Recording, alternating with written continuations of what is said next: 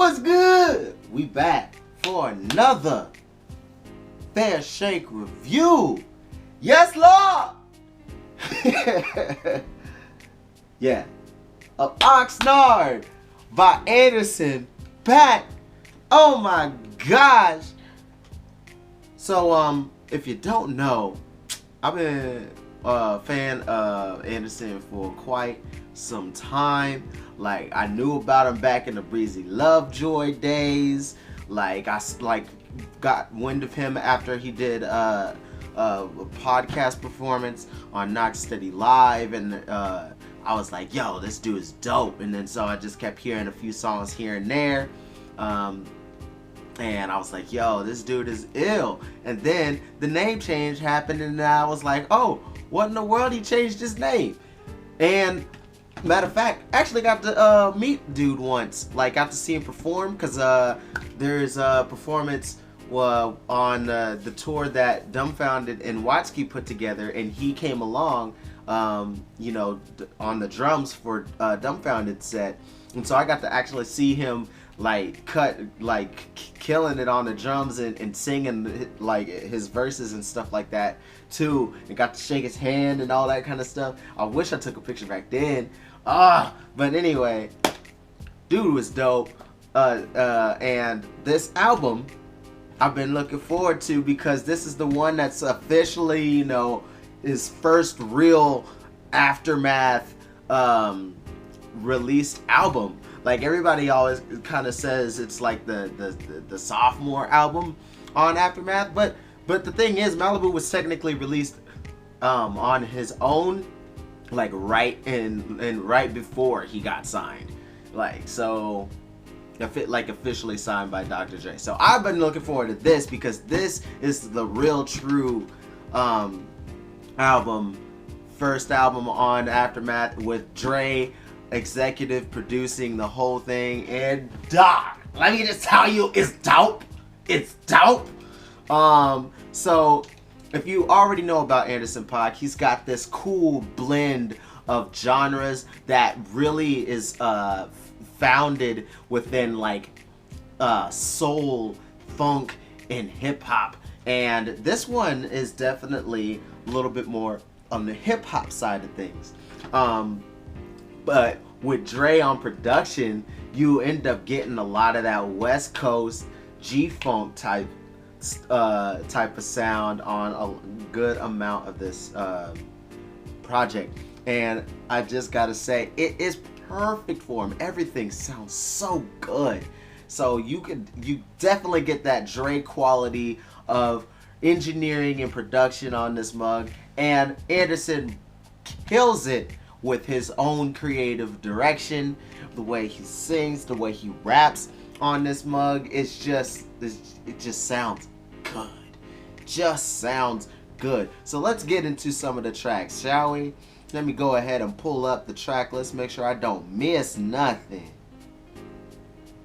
Alright, so on this here Oxnard, bruh, it's just got 14 tracks, solid tracks, and it starts off making you feel like you about to hop into some 70s black exploitation film, and you just like, oh snap, we get into some, get that black power, put your fist up, junk, and with the chase, and it's a dope way to start it off, and it goes in seamlessly into Head Low, which has to deal with, you know, getting fellatio in the car, and how, you know, him and his wife, you know, are willing to have that experience, and he enjoys every second of it. You even get to hear the tail end of it when he crashes, and he's like, no, don't stop, it's okay, everybody else go around us, I'm about to get mine, I'm almost there. It's like, it's crazy, but that's Anderson Paak for you, though. He'll take it there, and then you'll still just be like, that was dope, though. even though some of the sound effects a little can get under your skin a little bit. Like, do I really need to hear all this? But you know, the track itself is still just so funky that you still just want to jam out to it and just keep your head low. But yeah, and then that also smoothly transitions into Tense, where it's all about, you know, being able to, you know, keep your own privacy. Since he's got this newfound fame, he wants to still be able to be true to himself and do what he can. But the way his name is starting to bubble up, it's kind of hard to keep that same amount of privacy and ease of you know, having a normal day-to-day life. And Kendrick Lamar kills that as well with his own verse, and it was a solid single. Still surprised Bubbling didn't end up on here, but hey, I mean, there's still a lot of really dope tracks, including the other single, Who Are You, which gets more into some more dope hip hop sounds, like almost slightly futuristic, experimental with it, because it's definitely some different kind of production on it, that but still funky, that makes your head bob. It's so good, so good. With that, dealing with kind of, you know, the attention that he gets from others because of his fame, and them wanting to take advantage of him. He's like, nah, bro, it ain't gonna happen like that. Who are you? Who are you to come over here asking for all this stuff, trying to say all this stuff about me? I got this. I got this here. But yeah, dope track there. 6 Summers, man. I love that track too. And this one has like a cool production switch halfway through.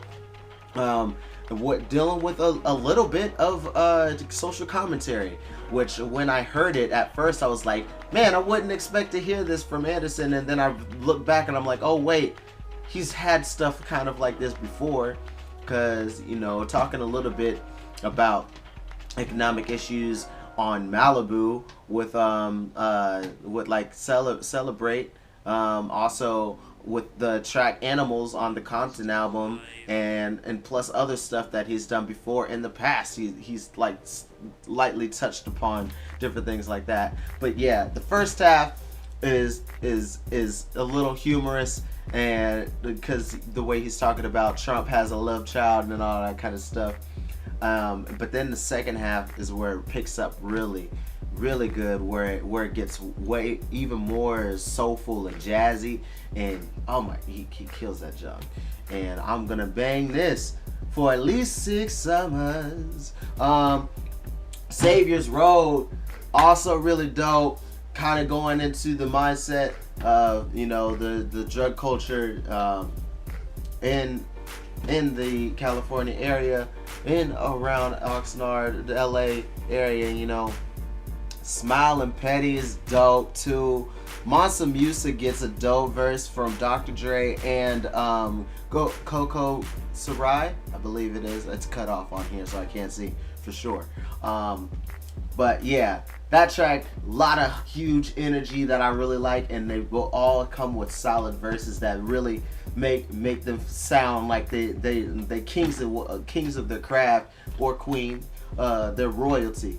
Dopeness right there. Then Brothers Keeper is another standout track with Pusha T, and really like being like, hey, you know, do I really have to be responsible for all these people when they should be, you know, responsible for themselves? And also, you know, I especially with Pusha T's verse talking about no malice, and, you know, his decision to, you know, stop really doing the hip hop with the clips, and also how people criticize Pusha T for still, you know, keeping the drug talk in his music, when that's what got him to the, you know, the status that he is.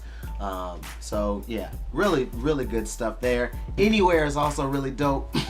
Excuse me, with Snoop Dogg in there with a solid opening verse, and that mug is ill too because I love the chill, relaxed feel of it, and it's just like, hey, we know that there's a bunch of this gangster stuff, but right now we gonna take a break, and we gonna chill out. We're gonna cool out for a bit, and all the different like little R&B references that Anderson puts in the chorus is kind of dope too. I really enjoyed that. Trippy with J. Cole is another really cool song to me, and it's just being caught up with this girl, with a girl that just had a huge effect on you, and them talking about that. Cheers with the excellent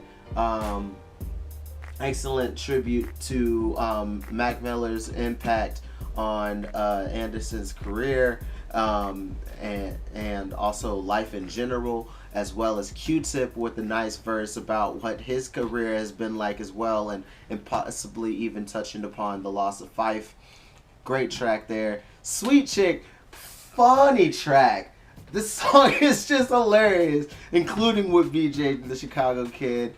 Both of them just kind of going through all these different chicks that they supposedly been with, and the experiences that they've had with them, and why they had to kind of switch to all the different chicks that they've had.